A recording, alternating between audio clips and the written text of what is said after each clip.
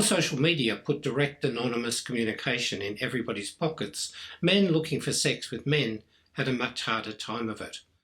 There were places you could go, pubs and cafes that would welcome you, but you had to be really discreet, and you kind of had to find your way there in the first place, which was mostly done through word of mouth.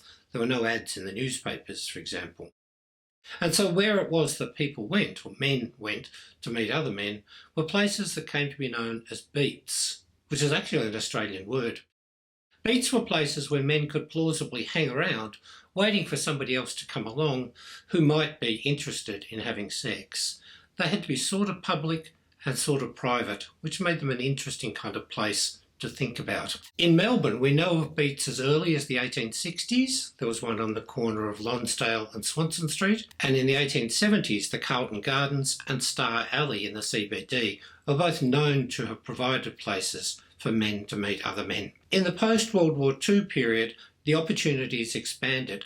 The sprawling suburbs of Melbourne always had parks and public toilets and shopping centres where men could meet each other. Because they were a little bit more public than some of the earlier beats, it was easier for the police to target them, and sometimes they did. And working with the press, they would expose these dens of iniquity. Ironically, of course, this had the effect of drawing attention to them, and as long as you waited for a little while for things to settle down, it was a place where you knew you could go if you wanted to find other men to have sex with. Beats weren't only about sex though, they were also social places where men could gather. They could meet other people, they could be introduced into the private world of camp men, camp being the word we used to describe ourselves at the time, or you could just have a bit of a natter with friends who you saw there on a regular occasion, dispersing when something attractive came along and then gathering together depending on your luck.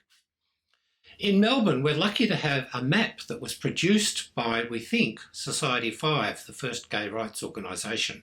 We think it hung on their wall in their headquarters, which lists the beats and the kind of names that people gave to them. It's really striking, and it's an indication of the way in which they are social places, that all of the beats have names that people use to define them and to recognise them and to refer to them. Here's a bit of a list of the beats that are marked on the Alga map. Fairydell, Spanish Mission, Como Court, Camberwell Cairns, Burwood Boys Bog, Hole in the Wall, C. Jeff, brackets often, the Caulfield Intercourse, which was presumably near the Caulfield Racecourse, the Hartwell Haven, the Great Outdoors, the Police Special, the mind boggles, and they go on and on and on. Here, behind us, we have the Flower Pot, opposite St Patrick's Cathedral, and called the Flower Pot because it was underground, and on top there was a circular garden which was intended to beautify it, but which ended up giving it its special name.